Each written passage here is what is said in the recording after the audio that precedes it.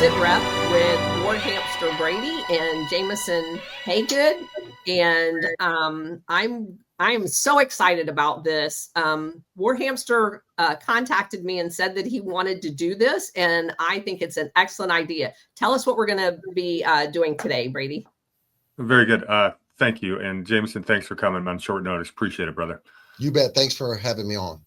Yeah, it was after Friday, the debacle at the White House with Zelensky. I was going to have a group of people on for a roundtable and a little geopolitical sit rep, and to just talk about the whole Ukraine situation and all the different moving parts. Why that happened. That's been somewhat beaten to death over the last 72 hours. In the meantime, about a day or so ago, Scott Ritter puts out a video, or he's on an Indian gentleman's channel, and he just went on an epic rant and didn't just talk about Ukraine. He started talking about, he pulled no punches, did not hold back at all, and really talked about all the geopolitical influences, European history, etc.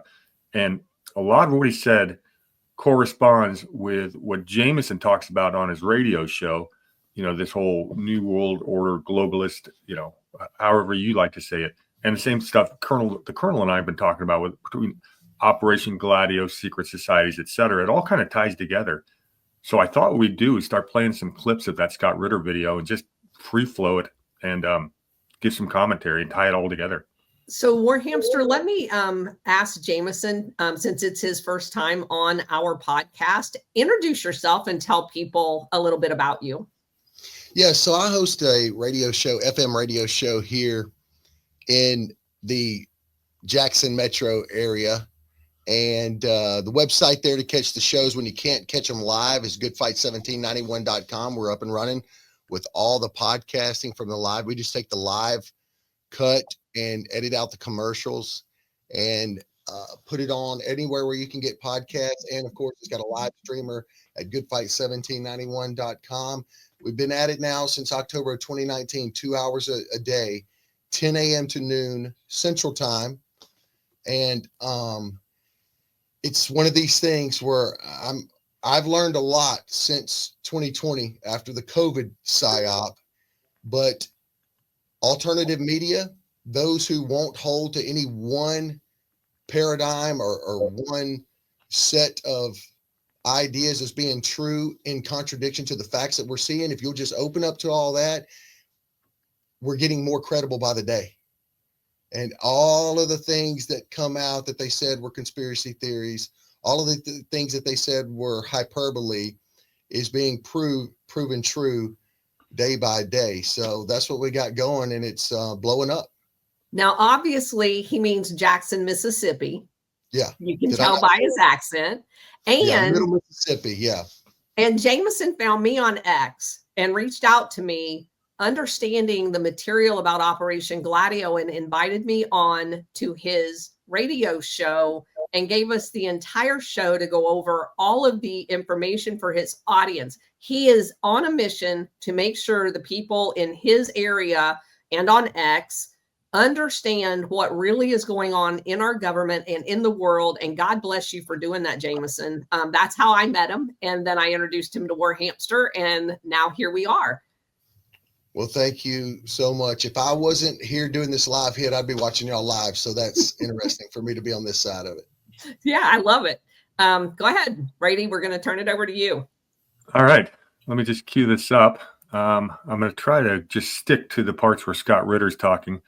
The Indian gentleman interviewing him seems like he's pretty knowledgeable on world events, but we don't have time to watch their whole video. So let me cue that up to the right spot.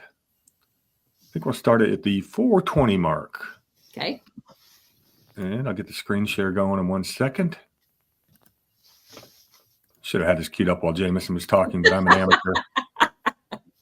Welcome to the amateur hour. All right. Here we go. Scott Ritter should start talking about some fun stuff right about here. And you guys just say stop if you want me to hit the pause and just put a comment in there. I'm going to try to keep the clips to about 90 seconds tops. Okay. To corruption. Zelensky is a walking manifestation of everything that is bad with the human condition. There is no redeeming quality to this man. So I hesitate to to throw terminology at him that somehow implies that he represents anything good. So that's basically Scott Ritter giving his opinion about Zelensky in general. And it's not he's not singing his praises, to say the least. The gentleman interviewing him had said, he said something that Zelensky was being emboldened, and Ritter objected to that language to give him any kind of a positive criteria. And I think what's most important about all of this to me is I've read so much history about Operation Gladio, and I've read about Pinochet's Chile, and I've read about the Mobutu in Congo. And basically these CIA installed dictators, we're watching one play out in live time. And I find that extremely fascinating because this is like living history. Yeah, what you said right there, CIA installed, is really accurate when it comes to Zelensky. The 30-second background is, we know this for a fact, that the U.S. State Department and related entities basically orchestrated the overthrow of Yanukovych in the Ukraine in 2014, the Maidan Revolution. And everything that's gone on since has been American fingers in the pie. And we've got that documented evidence of course, Victoria Nuland's famous phone call with Jeffrey Pyatt. Jameson, you're up to speed on all that, right? Yeah. Mm-hmm. So they're picking and choosing who they're going to install, the pros and cons of who we're going to install, and then turn around and tell them that he was a democratically elected leader. Yeah. While they're canceling elections all over the world when the results don't turn out how they want. Correct. Like in Romania. Exactly. I skipped forward a little bit, and here he gets into talking about Europe and the history, and I found this part fascinating. So that's the other thing we have to recognize. The flaw isn't just Zelensky. The flaw is the national construct. And then we have to talk about Dr. Frankenstein, the flaw that is Europe. Europe is a fundamentally diseased continent. Its history proves this over and over and over again. From the earliest manifestations of European identity through Charles Martel, to the Crusades. Again, I just want to remind the people that aren't white like me, who have European roots, you know darn well what white Europeans are capable of doing. God wills it. You know what that means, don't you? That means I take the Crusader's sword and I plunge it through your Saracen heart. God wills it. And God has been willing Europe to slaughter the world as its minions in this racist imperialist conquest, and then turn on itself. Napoleonic Wars. What do you think that was? World War I, World War II, the Balkan conflict, the war in Ukraine. It's part of the same diseased culture of Europe. All right, that's worth talking about. Yeah. So interestingly enough, you can put this up next to the video that Tucker just did, where he was saying that South Africa is basically is an example of DEI right now, right? The Black leadership there. I watched it last night. Okay, but put those two side by side. I don't know if you saw my post this morning, if you don't understand the history of South Africa and understand that the people, the Blacks in South Africa, were the victims of hideous chemical and biological experimentation at the hands of the white leadership for decades. As a matter of fact, I read one horrific story that the private doctor of the last prime minister there under apartheid was the guy in charge of the experimentation on Blacks throughout the country. They were used as slave labor in the mines. And to then turn around and say that these people, who, by the way, were the majority in South Africa, led by a minority, evil, white apartheid government, exacting revenge. And I'm not advocating for revenge. That's not what I'm saying. But you are watching the revenge as it happened in Rwanda, as it happened in this is something that has been sweeping Africa after the repressive colonialization of these countries over there. When the majority finally gets in power, they exact revenge. Again, I'm not an advocate of revenge, but that's what you're seeing out. This has not a freaking thing to do with DEI, Tucker. Sorry. Go ahead, Jameson. Yeah. Well, one of the things when he talks about God wills it too, it's actually one of the objections to real biblical Christianity is a lot of things have been done in the name of Christianity that don't line up with biblical principles as a whole. So all of the conquest of Europe, any of the technocratic things that we see being put in from the corporate side or the state side really ends up being God, what I call the godless playing God over our lives. So they believe they have a right for the good of humanity. It will end up benefiting them more than others, but they believe they have a right to rule as gods over the people. You won't find that anywhere in the Bible being justified, but they will use that oftentimes to justify them making these decisions, whether it's wiping out a group of people,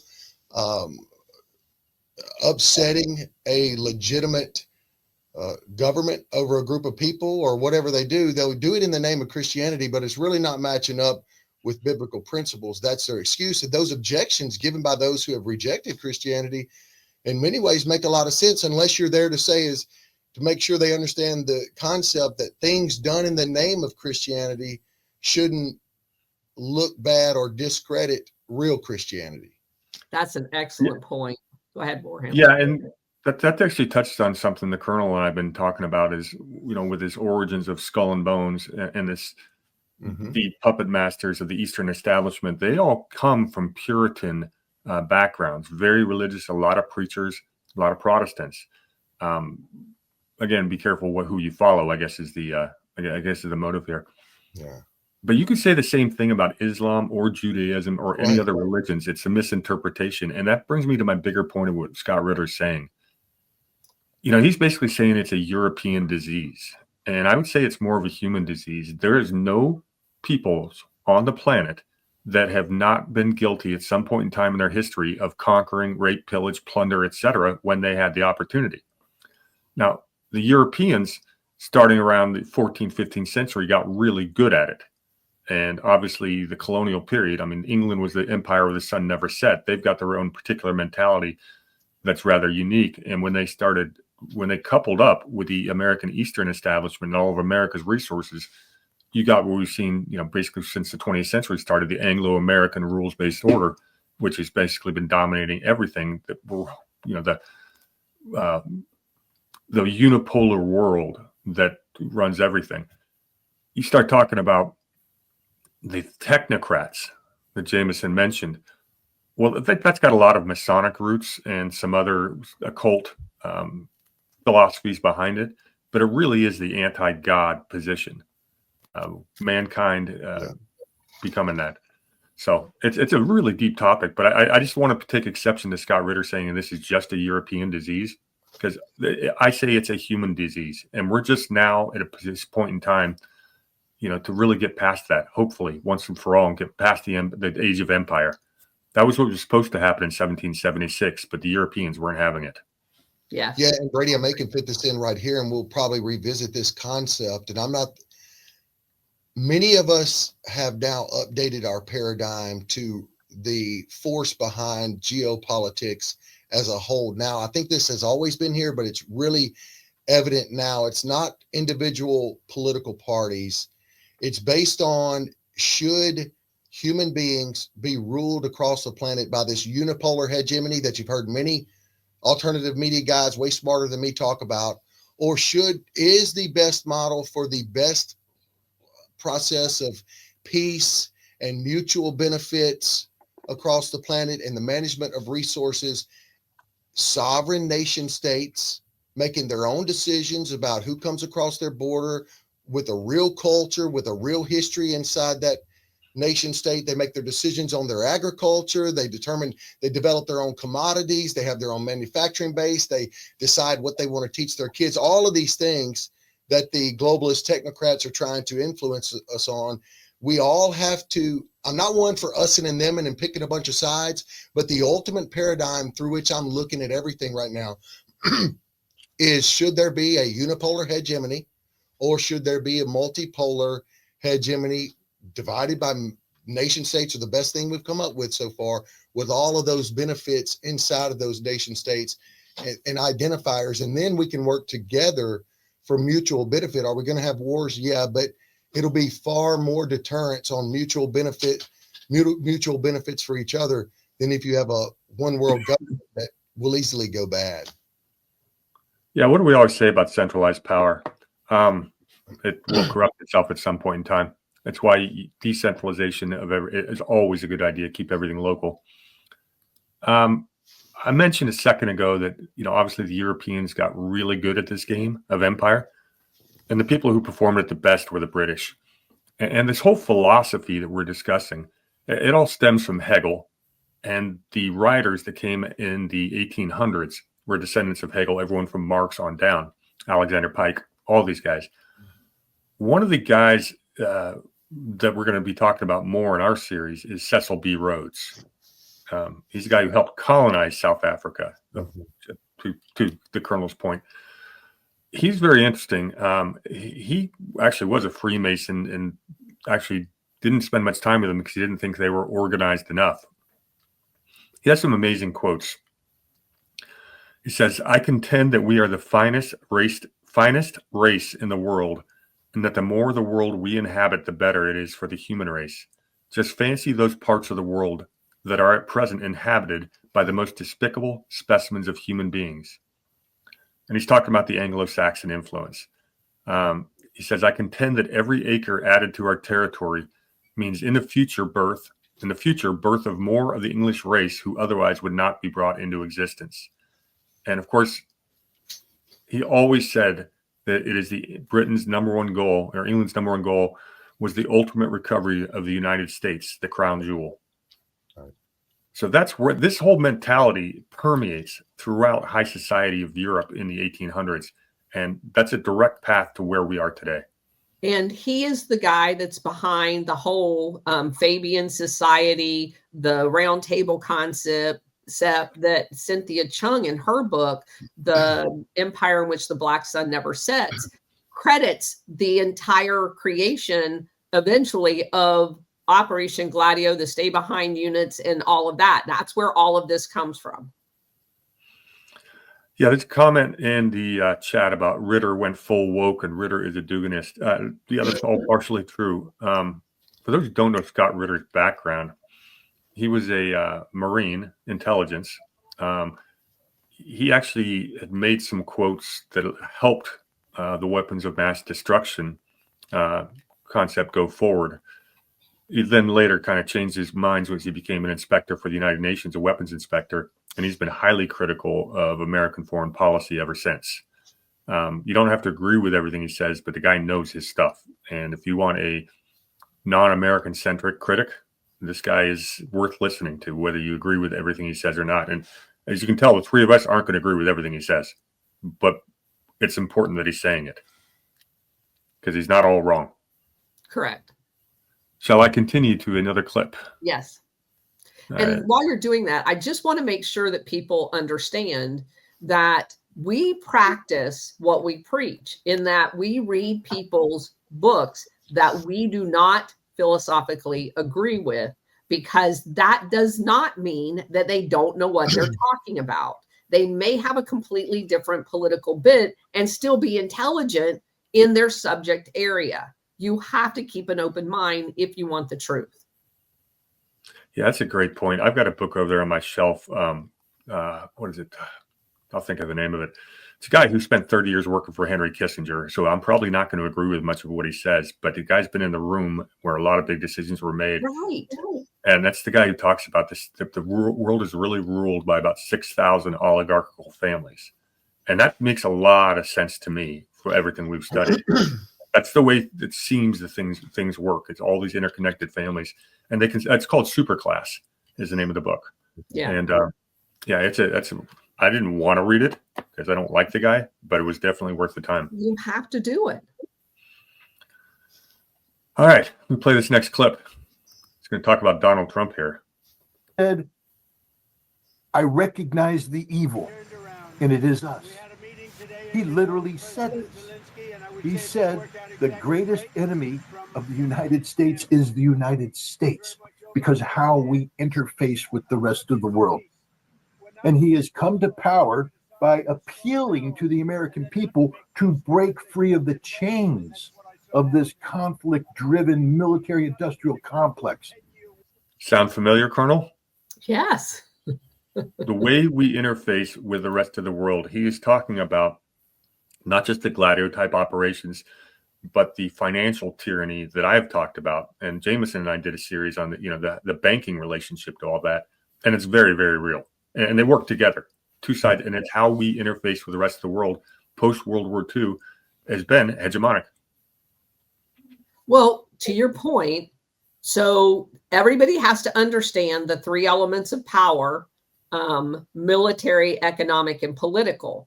And you will notice that those are mimicked in the grouping under the National Endowment for Democracy of the political party pieces, the DNI and the IRI that was set up under there. That's the political element. We already know what the financial element with the International Monetary Fund, the World Bank, and how they strangle people economically when they disagree with how the people in a country votes. And then, of course, you have Gladio, which is on the military side. So using those elements of power, the United States, in conjunction with NATO, has orchestrated a false environment around the world by dictating who's allowed to be leaders. Yeah. Anything to add, Jameson? No, and right along with how they wield political power is their funding and setting up all the media side. So they have that propaganda wing that gives them the credibility and the ability to engineer reality in order to set up and get what they want politically.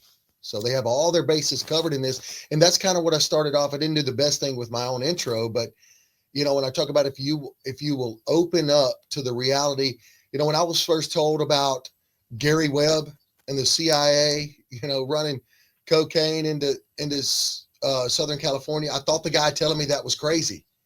But thank God I was at that point. Had it been another point in my life, I would have, ran away, even though I was Mr. Really Good Republican, George Bush, Dick Cheney, neocon. I didn't know what I was at the time. But with humility comes a curiosity. And Yes. if you look into it, but those are all the things they said. We say, well, Operation Mockingbird or whatever, that the CIA and these special interest groups are controlling the news. You think you get the eye rolls and all that. Well, now it's all coming out. And it can only be denied for those who won't look. Excellent. It's very interesting that two of the points you just hit on right there are going to be big parts of our next episode of the Secret Societies. So I may have to roll that about 22 minutes of that clip as part of our show, because he just basically led right into a couple of the heroes we're going to be featuring next time we get together. Nailed it. Yeah. Let's hear a little bit more. If they didn't have the control of the information, I'm trying to figure this out myself in our own fight here locally. Because if you go talk to the people about the issues, you'll find that they would side with the principled populist, America First types. They rejected a lot of elements of neoconservatism, which I personally believe the neoconservative foreign policy and domestic policy worldview is our biggest enemy. I mean, Democrat policy and kind of the cultural Marxism, it's exposing itself in many ways, but they would not have anywhere close to the majority or influence in these institutions if it wasn't for this neocon worldview that kind of never doesn't understand the founding of the CIA and how they were always working for the bankers and the law firms that were controlling the international resources. they haven't questioned some of the things our FBI has done outside of constitutional authority and all this stuff. If they would look into it, then they would start to question a lot of these storylines that they're getting from the media. I'm talking about citizens who are falling for the neocon worldview. And then you can actually start to say, oh, wow, the engineering of reality through propaganda or setting up a fake color revolution or whatever really is possible. What you thought was impossible in conspiracy theory, once you look into how they've done it in the past and who's behind them, it makes sense that no, that's the most reasonable position that's probably happening around the world. And what's really interesting about what you just said is you can't have the neocon without the left, right? The Marxism. Right. Yeah, that's exactly what I was about to say. They create the chaos that allows them to manipulate all of us in the middle. So you just articulated the entire strategy of tension. That's the Hegelian dialectic. Yes. All of this stuff flows downhill from Hegel.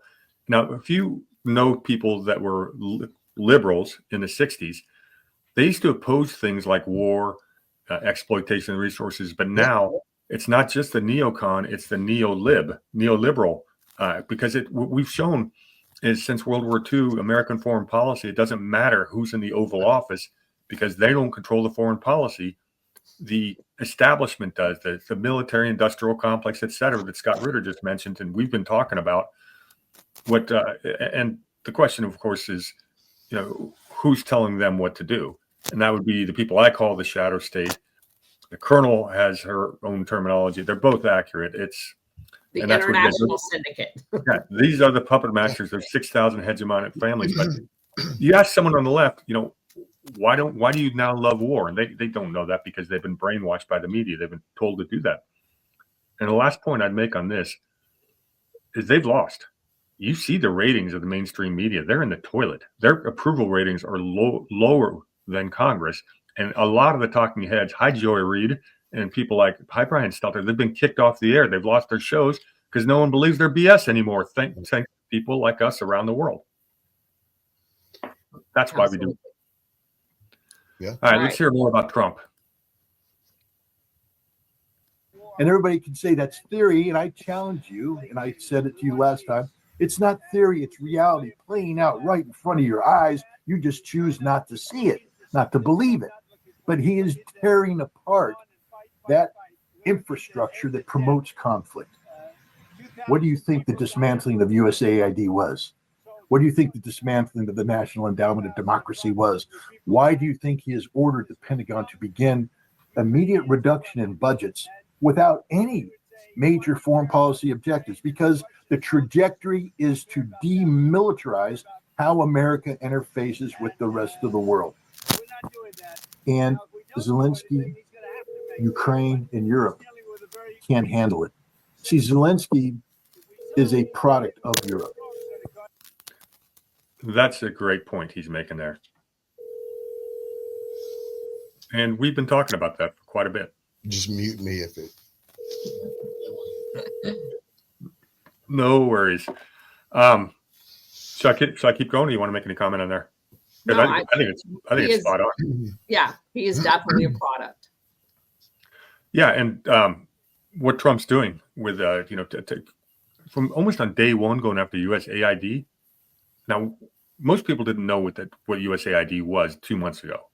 We, of course, have been talking about it ad nauseum for a couple of years.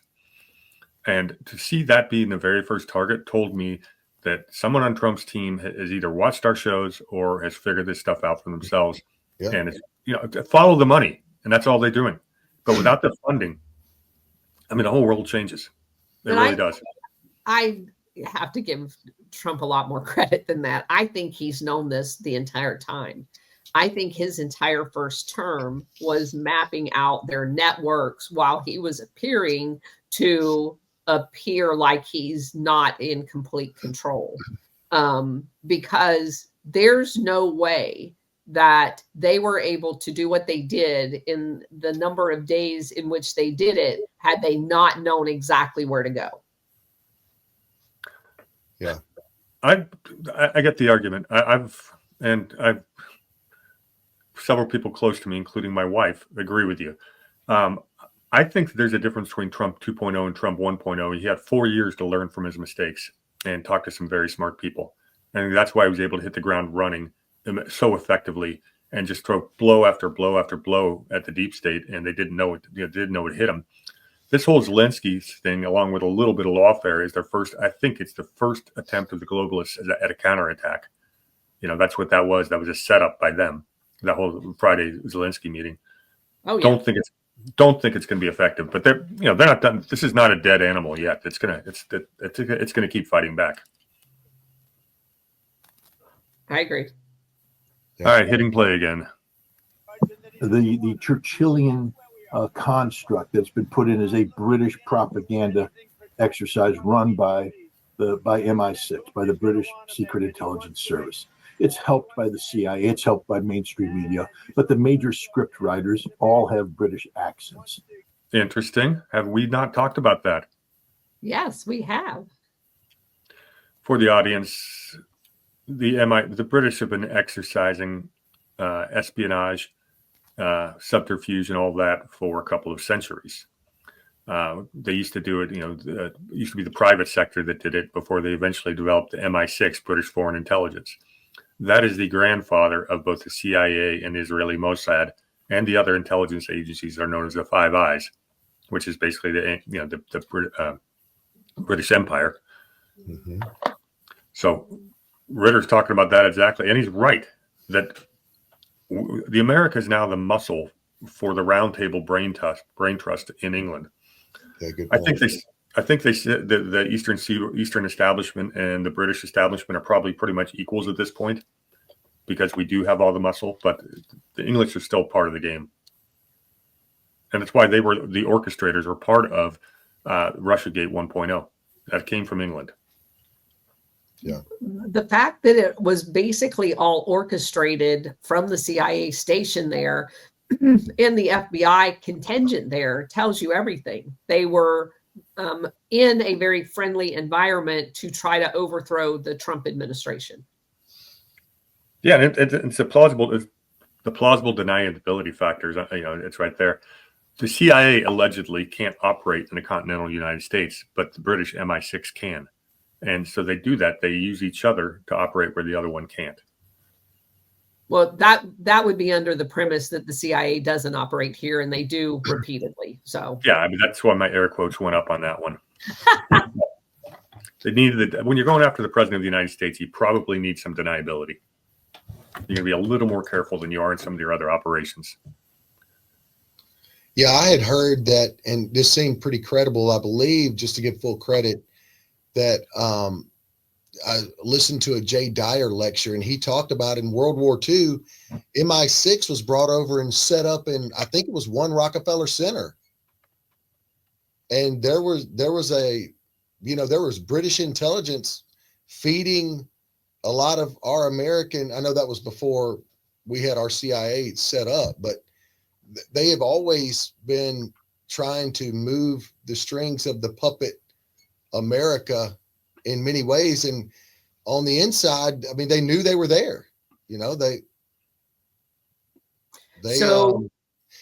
really they were hiding it from some people, but people inside of our country, high level military intelligence, whether the president was involved with it or not, they knew that they were partnering with British intelligence. Oh, FDR absolutely knew, because if you go back and you read Anthony Sutton's trilogy about Wall Street and the Bolsheviks, Wall Street and FDR, and Wall Street and Hitler, they make it very, very clear that MI6, the British intelligence, the British in general, that entire thing was orchestrated as, again, a yin and a yang, with the U.S. on one side and the City of London on another. They both coordinated the entire thing. And we've already said that once we finish up our Skull and Bones and a couple other American secret societies, we are going to jump across the pond and get into the Fabian Society and the Fabian Socialists and everything that roundtable, everything that derived from that, because they are related and it all ties together. One of the most notorious ones is the Pilgrim Society. Jameson, I don't know if you've heard that, but if you look into the Pilgrim Society, it is part and parcel and illustrative of that relationship. I've heard y'all talk about that. Yeah. Yeah, It's huge. we'll be doing the deep dive on that soon, and probably I'll be doing some reading on that while I'm on my trip, because I had the 30,000-foot view of the Pilgrim Society, but the more I start digging and realize I need to go a lot deeper. So I'll be ready. It's big. Continuing. And he is promoting this. But what was Winston Churchill? Again, I don't need to tell you who Winston Churchill was. See, in the West, we glorify him as the man who's going to fight people on the beach. In India, you know him as the mass murderer that he is, the man who killed millions of Indians during World War II, and the world didn't say a peep because you're brown, you're not white, you don't count. That's the mindset, and that's the European mindset. That's the Ukrainian mindset. We now have a president in the United States who says that's not a good mindset. Now, I was smiling when he calls out Churchill. We've pointed out Churchill's connections through marriage to a lot of the Eastern establishment, secret society guys from America. Churchill's one of those guys like Abraham Lincoln that's put on a pedestal and you're not allowed to question him. And when that happens, that's when you should start asking questions. Yeah. Churchill was very infamous for leading a terrible invasion attempt in World War I. Up there in the Black Sea, got almost all of his men killed. He was on the outside looking in for almost a decade before he came back to power. We could do a series of shows on Churchill's follies, but I love the fact that Scott Ritter is calling him out there. I agree. And anybody who gets put up on a pedestal and you're not allowed to question what they did, right. Start asking questions. Yep. Mm-hmm. That's a bad mindset, that we should be promoting peace, not war. But Europe doesn't know peace. Europe only knows war. And this is the fundamental reason why that meeting was never going to work. Now, the exception I take with this is it's not the European people that always want war. It's the European leadership. They've been playing this Game of Thrones pretty much since Venice in the 14th century. And that's they're descended from the Romans who did the same darn thing. And they inherited it from the Carthaginians who they defeated. This is not new. And a lot of it's the same damn families and the bloodlines going throughout centuries. And it really is a sickness. But it's not the people. I think there's good people everywhere. It's just we have bad rulers. Yeah, but at some point it's inherent upon the people to stand up. Even that's got to be done right because it gets manipulated. And I bring up the example of the French Revolution. True. After the American Revolution, we were expecting to see Republican revolutions all over the world, self-determination, self-rule. We no longer want monarchs to live under that yoke. That's what the French Revolution started out as, and it got immediately infiltrated by the Jacobites and turned into a communist bloodbath. Yep. The only solution to that was a strongman dictator like Napoleon. And that set across another century of European wars. That's what Ritter's referring to. And that just set the table. They got rid of the monarchs, created the nation states, and that just set it all up for this idea of this one world government, this new world order. That's what they were going for from the 1800s on. Yep. They could not have a bunch of republic revolutions because they would have lost all of their power. Yeah, and I'm pondering ways the people can take their individual countries back right now outside of, bloody revolution anyway, because we've seen it so many times. I mean, Brexit was a eye opener to show many that were ignorant, like I used to be, maybe 2018, 2019 or so. I've slowly been brought out of what I realize now was a neocon globalist worldview. But there are people who still think Europe is free and we're captured by the same bunch, but Brexit shows they're clearly not.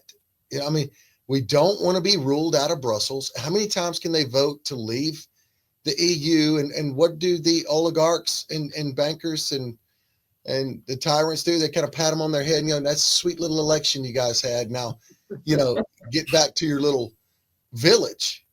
And so, but that awakening is what the technocrats worldwide have seen. And I know Mike Benz and many others have talked about this.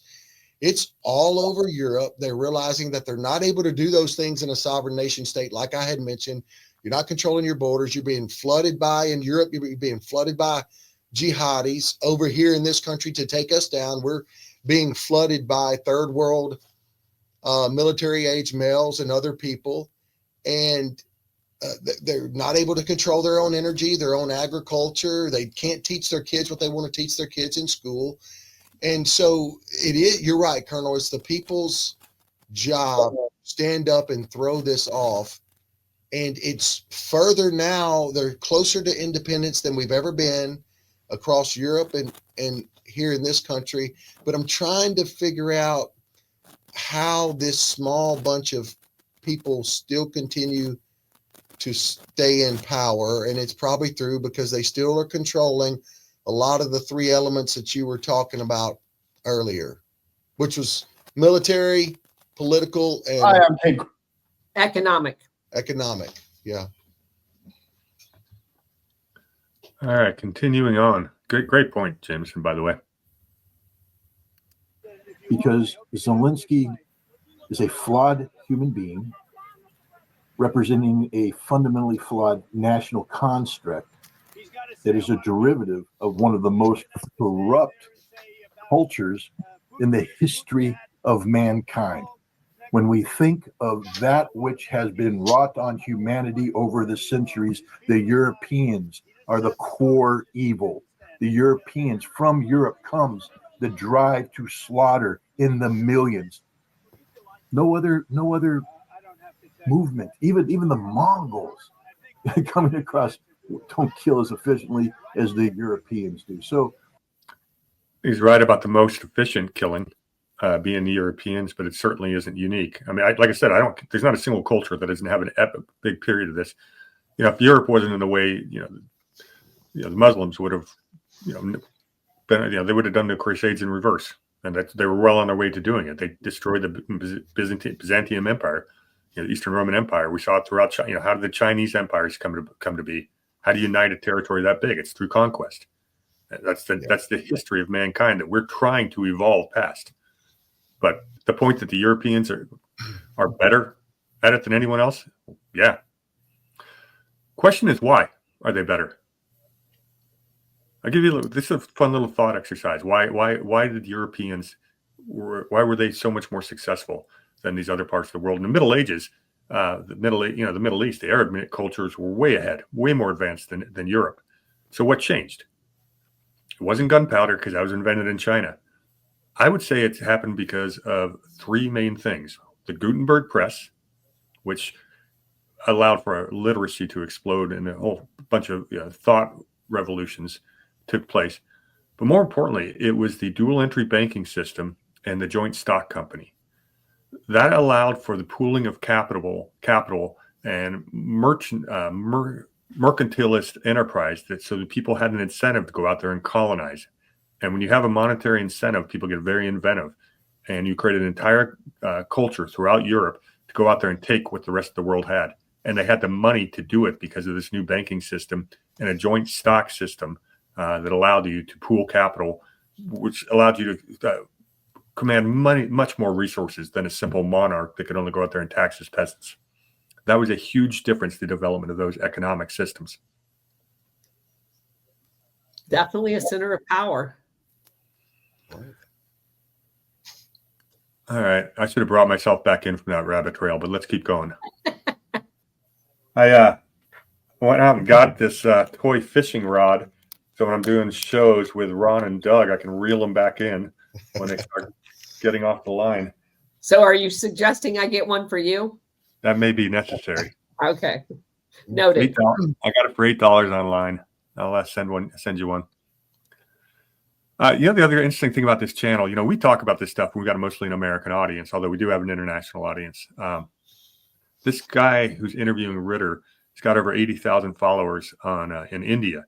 And I think it's great that this message, because it's pretty close to accurate what Scott Ritter's saying here. I love the fact that it's being heard on the international stages.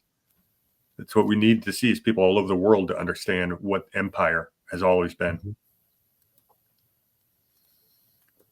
We have an American president that has said no to this.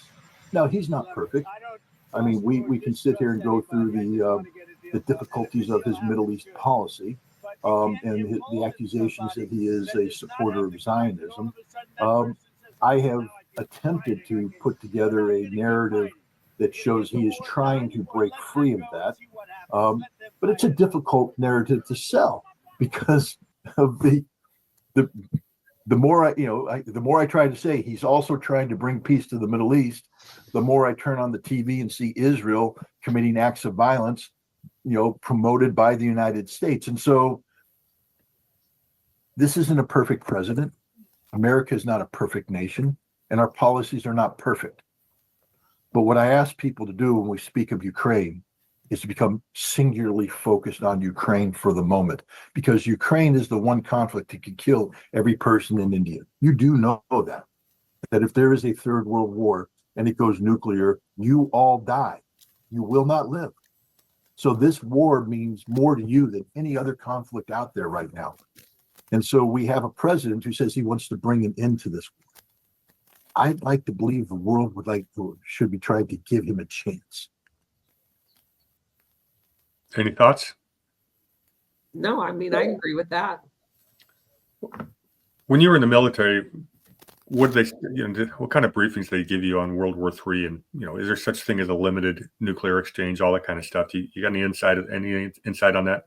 Well, I mean, obviously we have tactical and strategic nuclear weapons for that reason. They do have doctrine as it's associated with nuclear war that you can in fact have a tactical, which is, so just for everybody's edification, they talked about tactical, which is kind of like you're isolated, and then a strategic nuclear weapon is like, big fallout, big destruction type of thing. And yes, the doctrine says that you can have tactical nuclear strikes and limit the damage to a specific area. And we still have that capability, by the way. A nuclear weapon does not mean everybody's going to die. It means massive devastation, even at a tactical level, for that immediate area and the surrounding area. But if it's a tactical nuclear incident, the majority of the people are all still going to be here. It is going to be devastating for the target. And I think this is a very important point, because what I see playing out here is I see Europe's overall objective is to force the Russians. So they want to insert their ground troops into Ukraine. They want to elicit a response. Putin's already told you what he's going to do if they do that he is going to attack the military capability of whichever country goes into Ukraine with boots on the ground. So if it's Poland and they put in Polish troops, he's going to attack the Polish military industrial complex. Same thing with England, same thing with Germany, whatever. So go ahead and put your troops in there. He's already told you what he's going to do. Then they want his attack on their military infrastructure supporting those boots on the ground in Ukraine, which Putin sees as an aggressive reaction to and a threat to Russia, as the attack on NATO. And then they have the Article 5 that they want to elicit and try to force, bully, because they all have an entire propaganda campaign ready for the American people, which is already in place, to basically try to bully Trump into responding because NATO was attacked. And if he doesn't respond to his Article 5 obligations, then they're going to use that to impeach him. This is an entire lined out strategy. Yeah, and we've seen it actually played out in the media. But here's my question for you.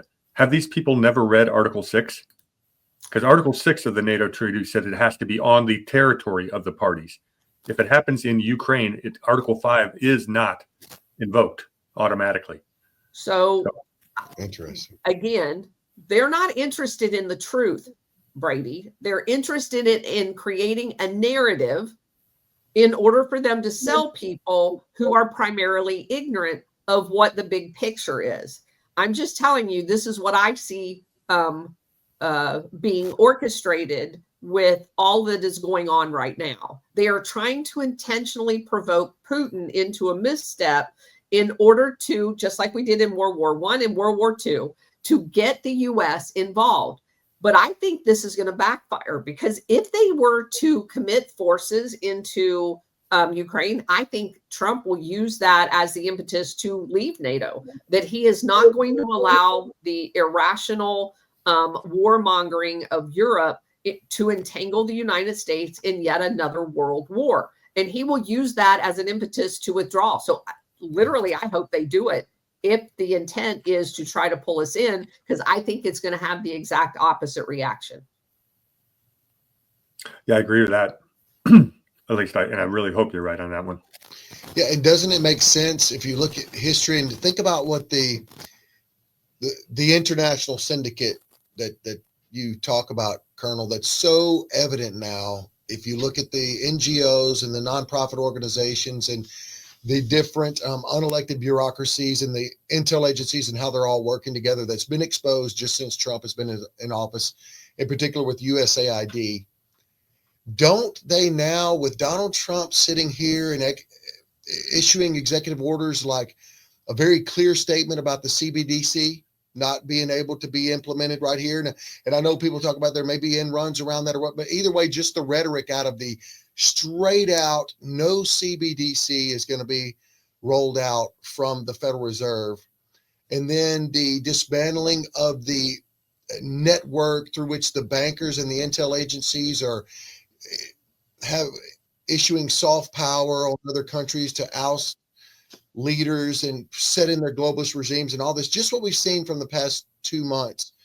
Don't you feel like their only move is to instigate a World War III? It's almost like their only way out of this is a kinetic war. There's almost, I see very little ways through their propaganda and politically for them to stifle this momentum that's really across the planet right now of this citizen populist based rational thought way of governing, that we should have our own culture, we should have our own borders, we should educate our kids the same way, we should grow what's unique to our geography and have it for the population, and trade it with others, but making all these decisions at a sovereign nation state. It seems like their only way out is to start a kinetic war. So many smarter than me have already said, warning, false flag incoming, don't fall for it.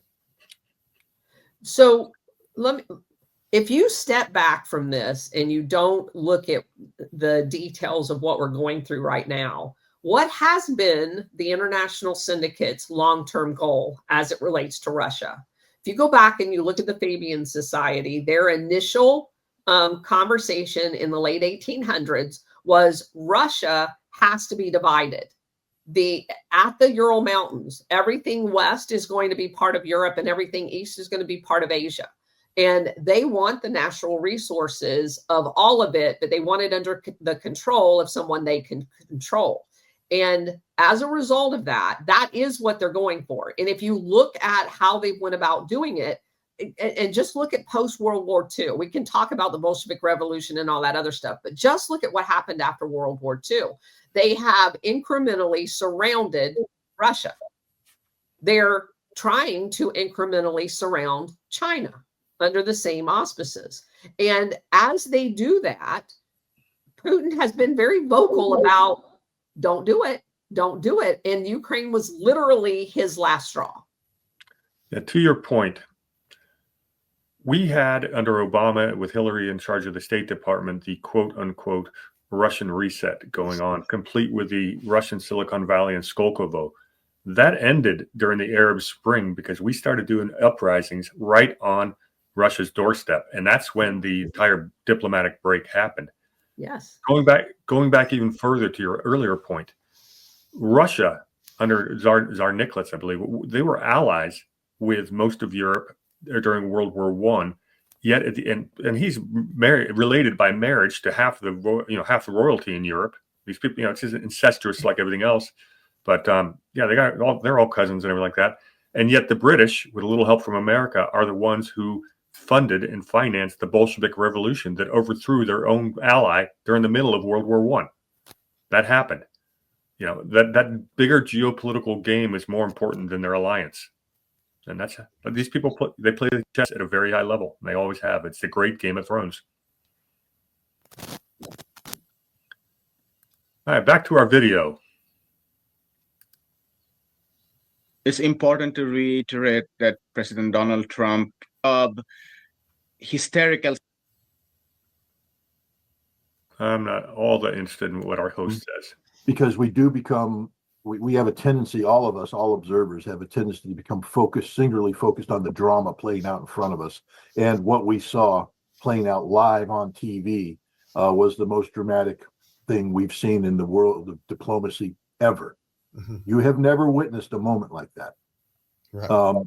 And so we tend to focus on, the positioning of the hands, Zelensky's rolling of the eyes and all this. But the fact is, Ukraine is a symptom. It's not the disease. It's a symptom of the larger problem of how America interfaces with the world.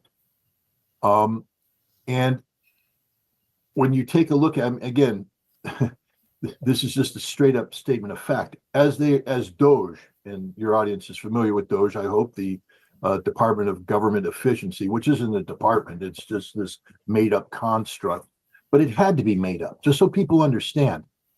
You cannot deconstruct an evil empire by relying on the minions of the empire to deconstruct it. There's a reason why Donald Trump fired all of the inspectors generals. And that is the administrative state. And when your government is putting its fingers on the scale of elections, as they did in 2020, that was purely a deep state coup. They took over all the election systems, you name it.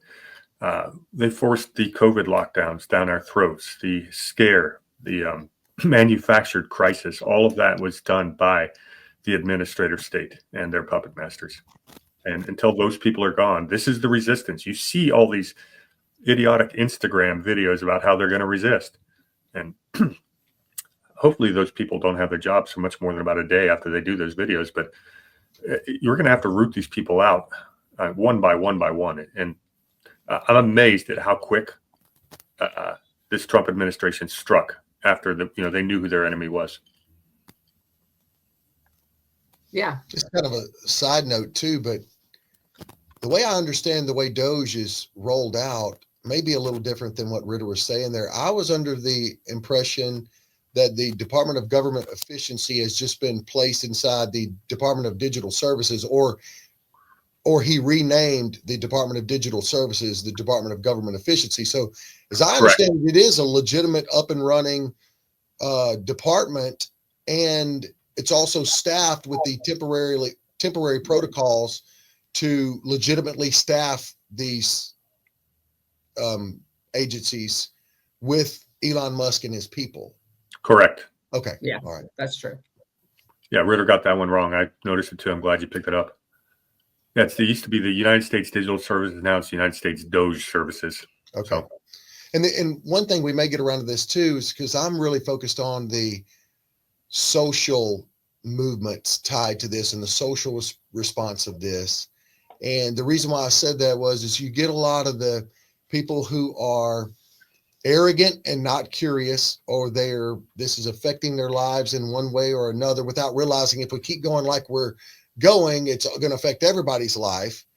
But they use that as an excuse, almost like this is an out of controlled government entity, this DOGE, and it has no legitimacy. And it clearly does. Not only is it doing things we never thought we'd see, but it is legitimate in its setup as well.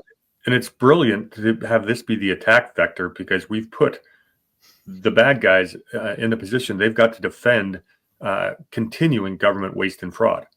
And that's not a winning argument, and which is shown in the polls. DOGE is very popular in the American people. Yeah.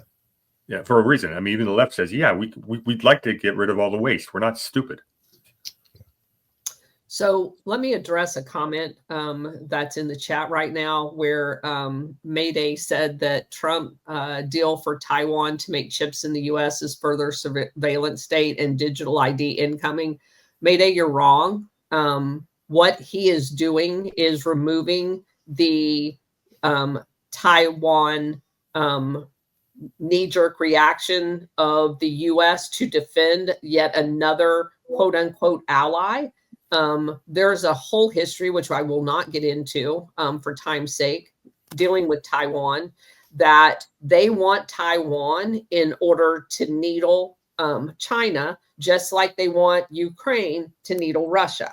And the fact that in the immediate aftermath of them going from a dictatorship under Chiang Kai-shek into a quote unquote democracy, they immediately put the chip manufacturing there. Of all the places in the world, was a strategic requirement for us to continue providing military support and resources to quote unquote defend Taiwan, which is bullshit in and of itself. The decoupling of microchips from Taiwan allows Taiwan to be addressed as a separate entity without the excuse of the neocons being, oh my God, we've got to defend it because of digital chips. That's just bullshit.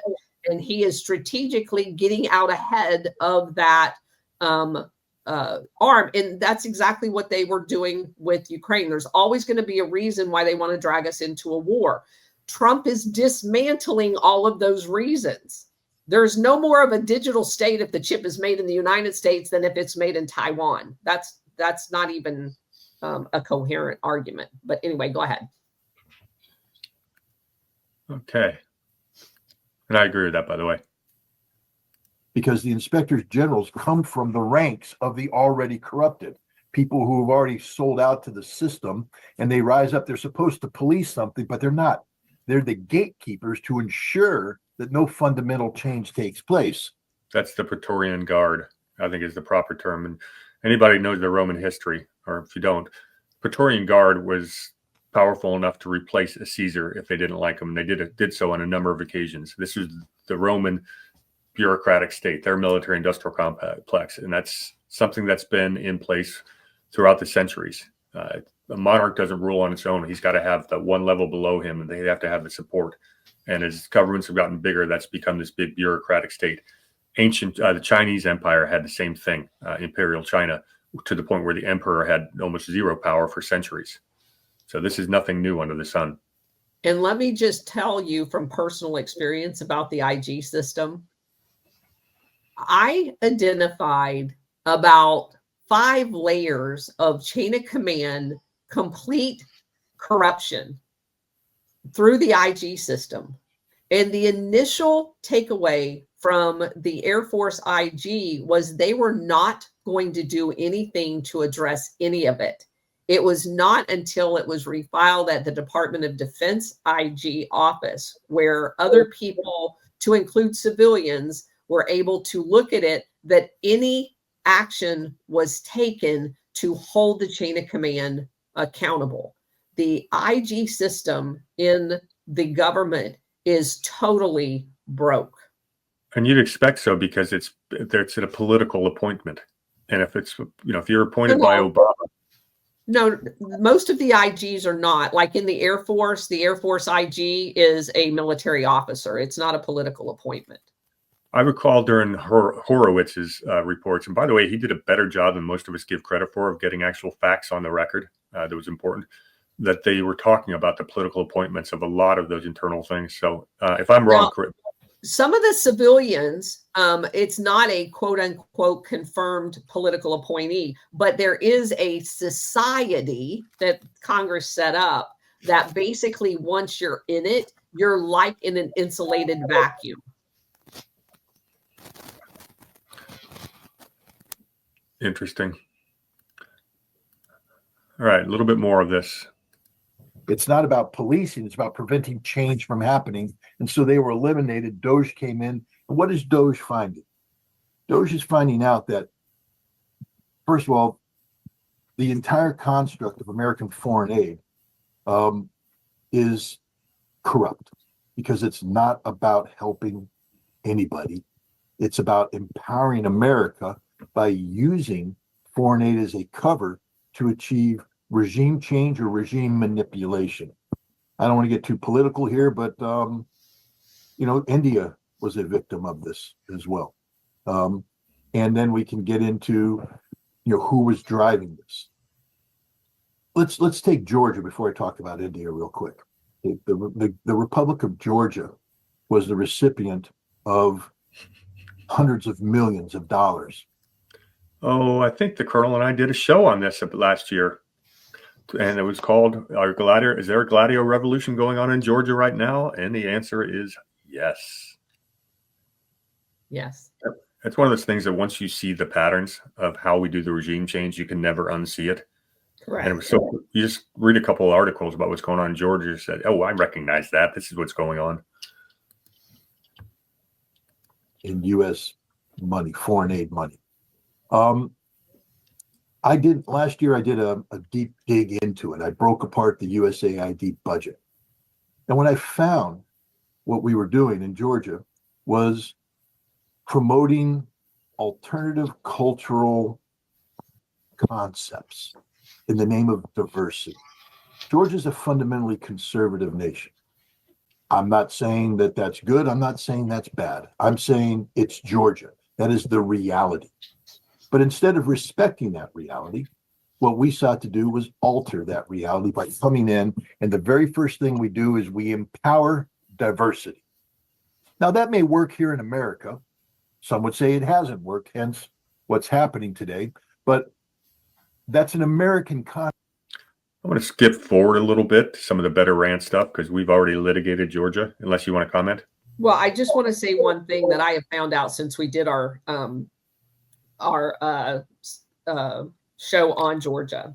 The way this is done is it's obviously a concerted effort with the CIA in the lead under the guise of Operation Gladio, regime change, control type things. But a piece that I did not know at the time, which I found, I thought it was isolated in the Jamaica when we overthrew the Jamaican government, is they sent in a survey team. And the survey team is always made up of young people. And what these survey teams under the guise of like college students are doing is what's called a survey. And what they are doing, and now it's funded through USAID, before it was done directly through a CIA front company, is these surveys looks for fractures. They do questionnaires looking for disgruntled people. Now, he uses the example of DEI, but that's not always what it is. Sometimes it's race. Sometimes it's tribal disconnects. They are looking for, under the guise of strategy of tension, a fracture in your culture. And they do it through these survey teams. And when they isolate that fracture, they exacerbate that fracture with a shit ton of money. And they make that, just like they do here with race, they make that fracture look like, the Grand Canyon. And then it is that fractured Grand Canyon that is used to get, because you're not talking about just the disgruntled audience at this point. You're talking about the fringe areas of people that think they have rights, but they're really not a part of that community or whatever. Just like here, where you talk about race, it wasn't just who was all the BLM people. There was no, other than the leaders, most of the BLM people were white, young, you know what I mean? So they look for those fractures. They capture not only the people, but the surrounding people that may be sympathetic to that. And then they fund that in order to get your foot soldiers on the ground to make it look like it's a groundswell, overriding countrywide overthrow of their government. This is a meticulously planned strategy to overthrow governments. And they use USAID as just the front of the CIA. That is so spot on. And it's one of the points I've been making. You bring up the Black Lives Matter rallies or riots, whatever they were. you get maybe 2,000 people on the streets, and in a city of 2 million. So that's like 0.1% of the population. But the media will angle their cameras to make it seem like a mass uprising, mass populist uprising. And that's not the case. The same thing they're doing in Georgia. They get these student protests. And we're seeing this across Europe. It's the appearance of unrest. And because they had such a stranglehold on the media, they were able to sell their narrative. And now we've got the Western pressure on this government to resign. And it's happened time after time. Once again, we are the media now. They've lost a lot of that ability to predict. They've lost the funding, and now they've lost the media. It is going to be much more difficult for them to do the regime change going forward if things continue at this pace. I'm putting the link. Go ahead, James. I'm just telling you real quick. I was going to say, y'all just detailed the mechanisms and the methodology on how they're able to pull off these color revolutions, and then have people say, if you take 2014 Maidan revolution in Ukraine, and you can now have so many Americans here thinking, no, that was a legitimate, movement. The people got their way. They're able to do that with a small sector of people by getting that fracture, organizing it. Then they control the media to make it look a lot bigger than it is. But then they have the funding behind it to do what a real grassroots movement that had a big wave behind it could only do. They can do with the small people because of the funding and the control of the media and the narrative out of it. And then the kind of the military force of something, if they have to set up a false flag or whatever. So that is such an important clip for me to connect the dots to on how they've pulled this off, because once they pull the color revolutions off, it's hard to convince others, bystanders, that it wasn't legitimate because they have all their dots connected.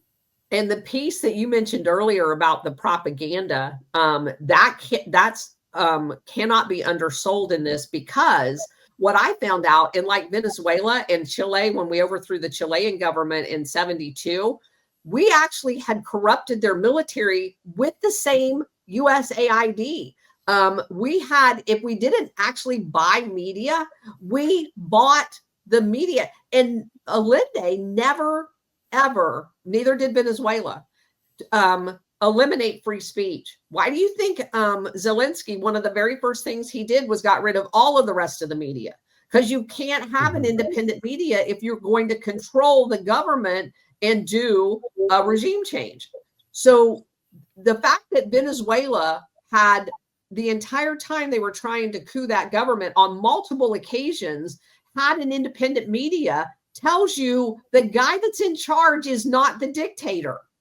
Same thing with Allende. They kept calling him a communist. Well, if he was a communist, he would have commandeered the media and not allowed anyone to talk bad about him, because that's exactly what Pinochet did when they installed him after they killed Allende. It tells you everything. You have, one of the very first things you do when you look at the unrest in the coup is who owns the media in that country.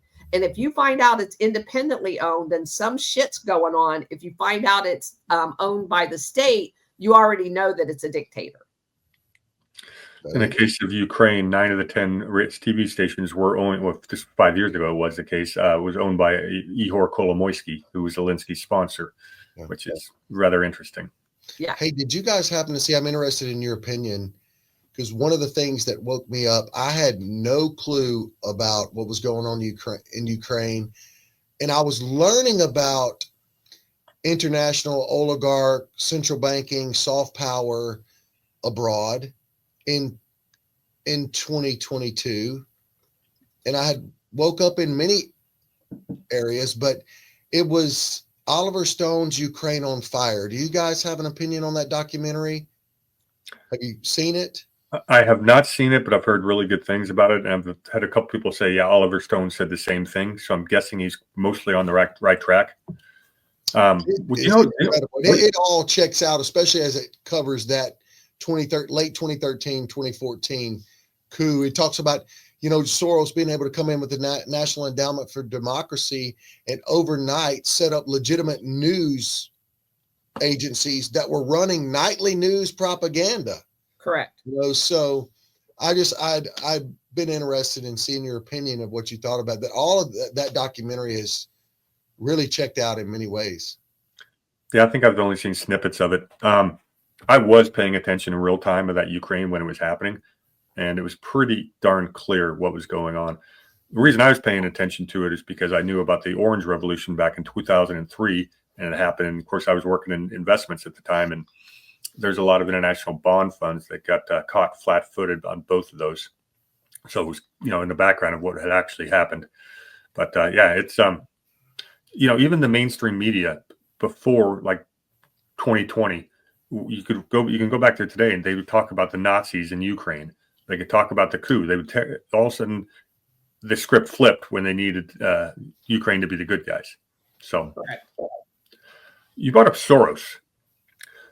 Part of this whole regime change plot, especially in Georgia and more recent, what will happen is it's not just USAID doesn't give money directly. They do an end around with these NGOs. A lot of them are Soros operated. Soros is very active in Georgia. Well, I bring this up because, and then Soros goes in there, he knows which countries are going to fall, and he goes and shorts their currency, and that's how he made his money. He's basically shorting international currency. It's very predatory. I am not going to be shocked, given Trump's pattern so far, that Soros is not on his radar soon. I would highly expect that. Yeah. Well, I'm going to go one step further, and I think that was kind of the impetus behind what we was told, holding the intel community accountable by giving briefings to the Senate, because all of these senators with their insider training, now every time the CIA goes to do a coup, whether it's in Syria or Georgia or Romania or wherever, all of the Senate on the intel staff all have a heads up of what's coming to place their bets on the outcome as well. So it's going to be very interesting as we go forward when all of this stuff gets unraveled. Yeah, and I can tell you from firsthand experience that they absolutely do trade on insider information. I've seen it personally witnessed it. And if I were able to drop names, you would know who I was talking about, but I'm not. So I want to skip forward just about 5 minutes randomly on this video because Ritter gets into some other really good stuff. And I don't know where this is going to end up, where we're going to get to, but I just moved it forward about 5 minutes. And the answer, of course, is hell no. And what Doge is finding out is that throughout the entire construct of foreign policy, we're looking at 95, 96, 98% of the money is going to democratic, politically driven programs. That foreign aid is an empowerment vehicle, not just for regime change, but the money flows back into the Democratic Party to pay off constituents, to how many what they're finding is, that these, they say we're gonna promote, and there was this one ridiculous program where they were. Yeah, we know all this stuff, and he's dead wrong. He's spot on. Another 5 minutes forward. Right. And this is why the Democrats are screaming the loudest. This isn't about preserving, American honor and American dignity. This isn't about, protecting the world or feeding the homeless or helping it's about keeping the money flowing to their wives' secret bank account. An easy answer, because there isn't an easy answer. I cannot tell you that Europe is all bad and America is all good. That's just an outright lie.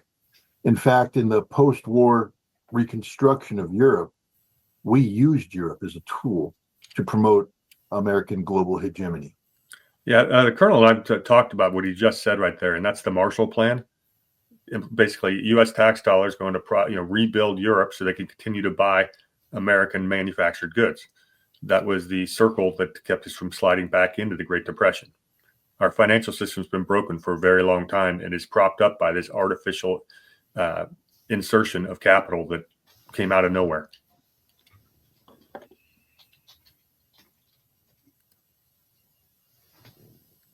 We used the reconstruction of Europe, and then we helped manufacture a artificial existential crisis with the Soviet Union to justify the restoration of militarism in Europe through the vehicle of NATO.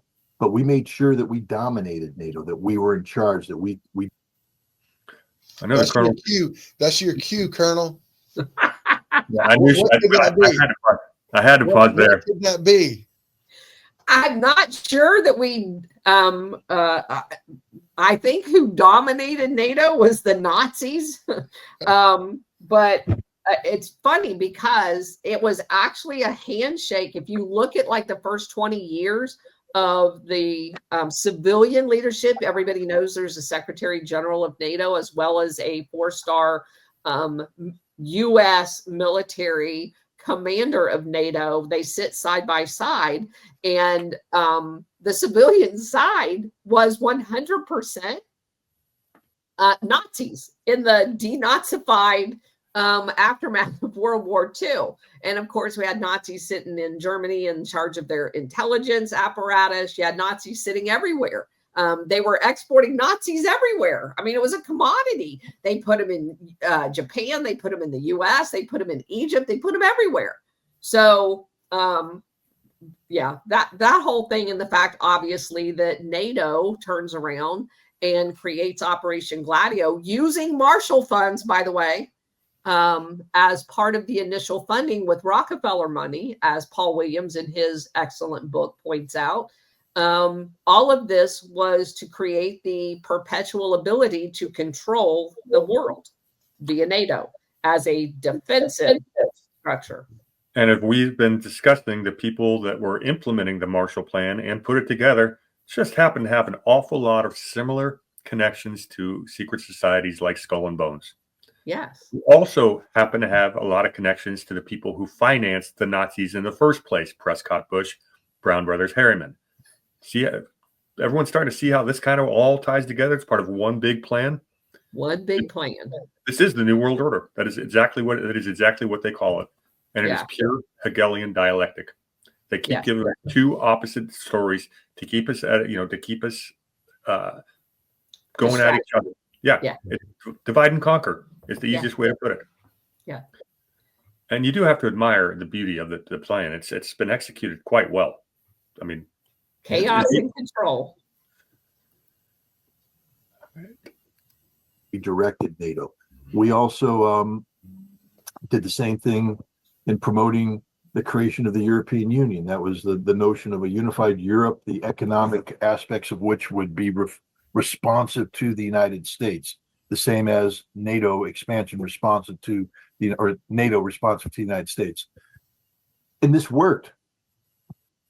I mean, it's evil genius. It worked. But then the Soviet Union collapsed and we didn't have a plan B. And what happened in the collapse of the Soviet Union is that America sought to retain control, hegemonic control economically. Look what we do with the G7. If you can't be a thinking person and don't understand the goal of the G7 is for the United States to dominate post-World War global economy, both in the Pacific and in Europe, especially in Europe. And then through NATO, we sought to expand our reach. But I was told America was the good guys. So I disagree with him. We did have a plan B. We went seamlessly from the boogeyman of the USSR into radical Islamic terrorism. Seamlessly. Yeah, Cold War to regime change. And to terrorism. Yeah.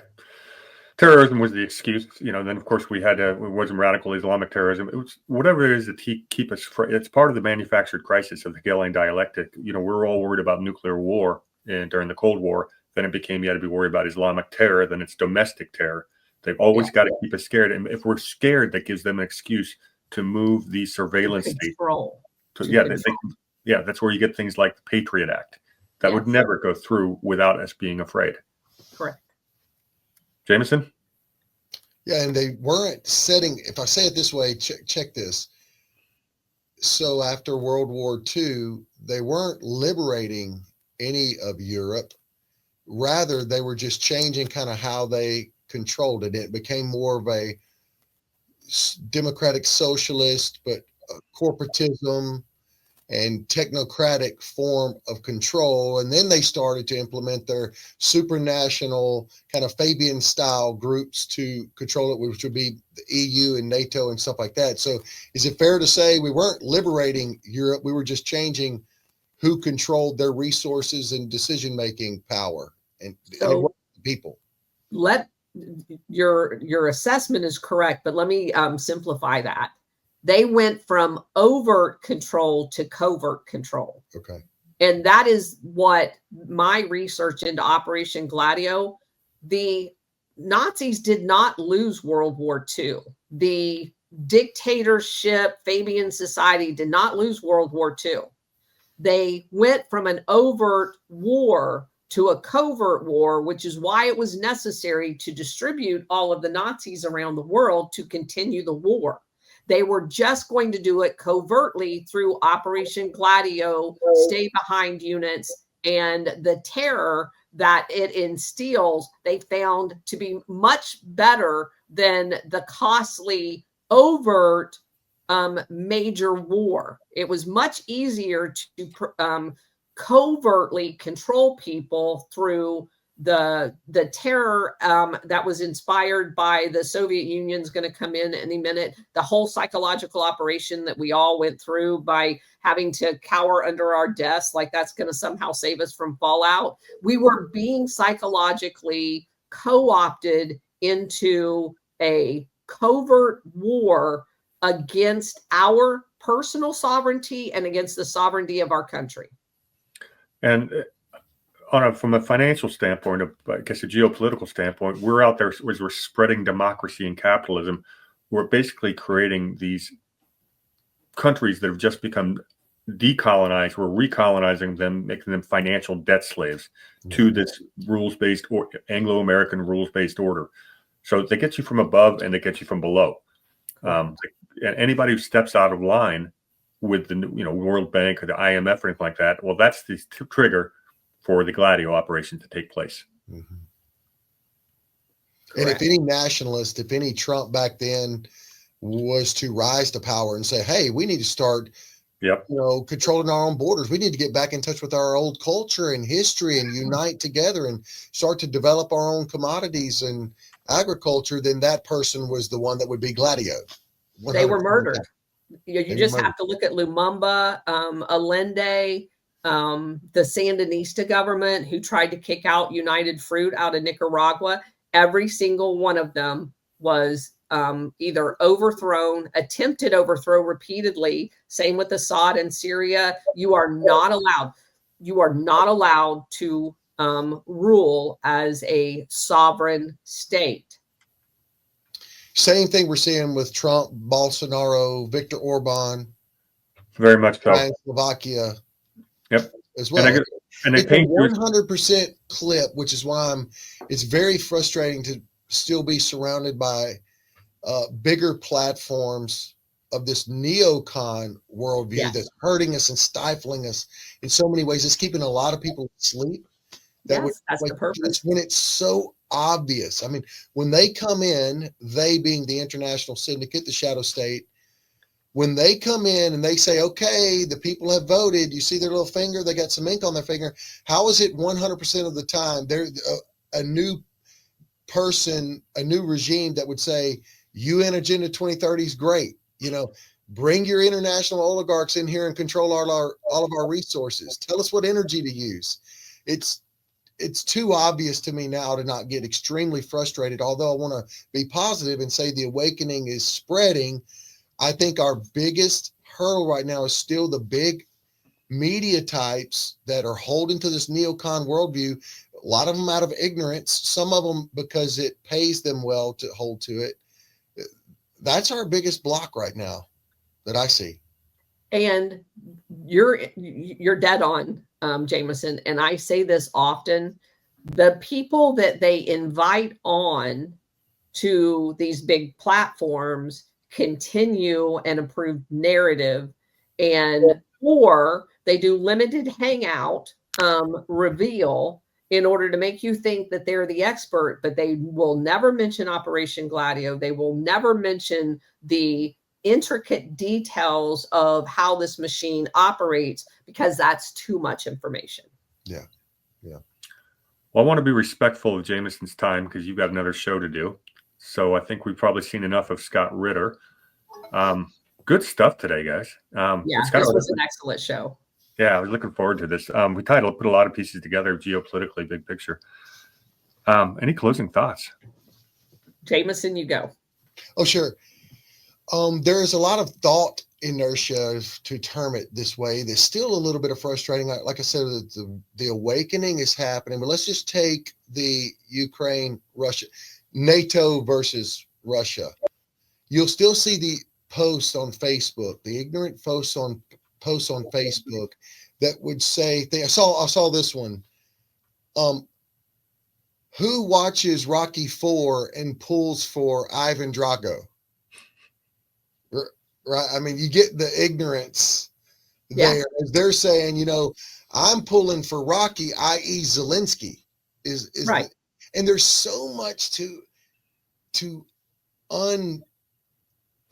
unwind with that, somebody that posts that I just move on to the next one. But that's extremely frustrating for me right now. And it's almost like they can start, okay, Putin invaded Ukraine is their statement, but they're totally ignoring all of the invasion that has been done by the NGOs and the international syndicate and the soft power projected worldwide that is more deadly than an overt reaction to this. So we're just in that phase right now where so many things are coming out, but yet you still have a group of people that are either intentionally turning their face and looking away from it, or perhaps the biggest group of people would be the arrogant, which are not curious, so they won't even look into it. Very well said. How should we deal with this? I mean, do you let that one go? I mean, let's go back to the one. Who would have known that you guys would have voted for Ivan Drago over Rocky IV? It's like when I go to type, I'm like, Facebook isn't the place for this. So, I wish they had to go on my show and defend that analogy, and then it would be better for everybody else. But Jameson, let me suggest to you something that I've done. If you see that being a reoccurring theme, offline, draft up something that basically says, if Rocky was a coke addict and Rocky was backed by you know what I mean? A criminal, and if he was there in order to, if he actually was a CIA asset, and he was set up to basically be the front of a, so you can kind of build up your argument, and then you just cut and paste that because you've had a couple of seconds to think about, just say, if Rocky represented this, because Zelensky does, right, then who are you going to vote for? And you can make a legitimate argument of this guy's really, really bad, and go ahead and believe this guy's bad, which is worse because this guy's not good. Exactly. But you are making an argument on a false pretense. Right. Yeah. Yeah. It's like I said earlier, you go back 5 years, you can find all kinds of mainstream media articles talking about how corrupt Ukraine was. It's just an absolute fact. We have the OPCW report that showed that they were tracking bombardments by the Azov battalion into the Donbass region, supposed to be people of the same country, attacking for an 8 years straight. We saw the bombardments increasing right before the Russian invasion. 1 week before Russia came in, Joe Biden, for the very first time in his history, was actually right about something.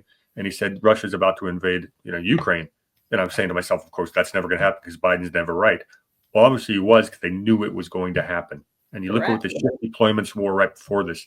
To say that Russia is the aggressor de facto and therefore Putin's the bad guy is completely naive, historically illiterate, and I would say you are not addressing things objectively at all. And once you get that part, you can say, okay, if that's the case, how do we put an end to it? Mm-hmm. That's what Trump's doing. He's dismantling the mechanism. And I was one, like I say, I told you, when I found out how wrong I was and how deceived I was by this neocon worldview, there's a couple responses too. And the large majority of people will go like me.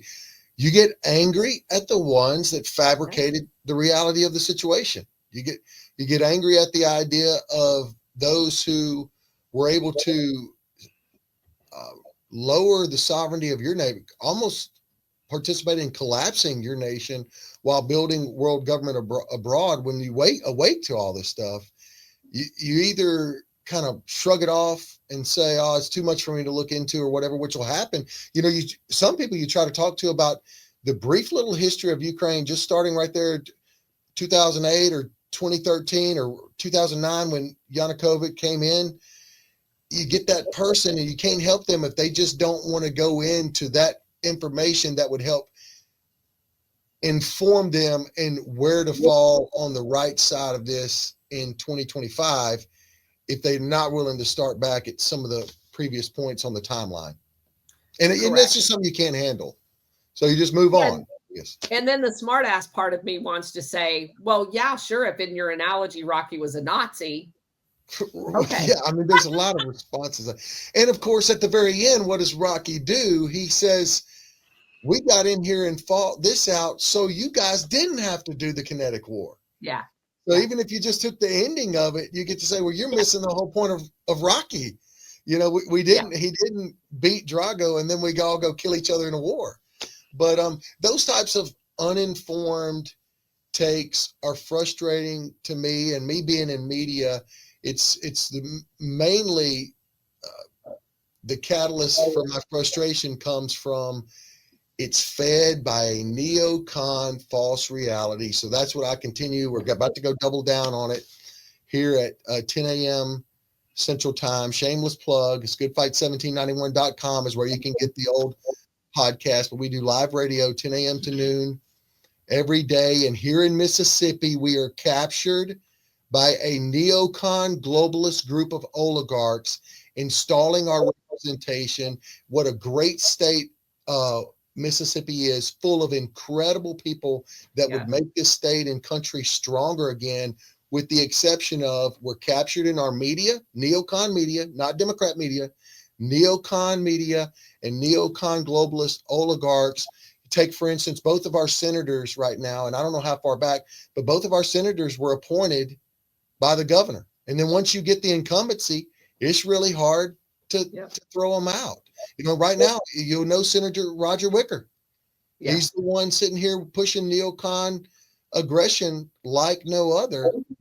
And we're fighting it here daily and waking people up to the reality of the situation where you're not pro-life if you're anti-abortion, but pro the CIA gets to determine what babies we bomb abroad. Yes. That's simply not the pro-life position. And that's not national defense. And we're going to mount this little bit of resistance from this corner of Mississippi. And I sure enjoy partnering with y'all every single time. And let me just say, I spend 10 days in Mississippi every year in October at Cruising the Coast. And I love Mississippi. Jameson is representative of every person that I meet in Mississippi, and they are not neocons. That is the biggest frustration, is we're ignorant.